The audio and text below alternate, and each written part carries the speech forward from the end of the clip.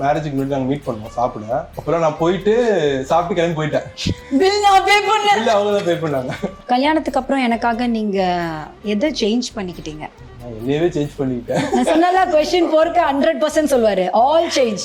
அப்படி ஒன்றும் தெரியலையே. நீங்க அப்ப இருந்த மாதிரி தான் இப்பயும் இருக்கீங்க. கொஞ்சம் பட்டி டிங்கரிங் பார்த்துருக்கிற மாதிரி தான் தெரியுது. அந்த பட்டி டிங்கரிங்க தான் சொல்றாரு. ட்ரெஸ் எல்லாம் டிக் போட்.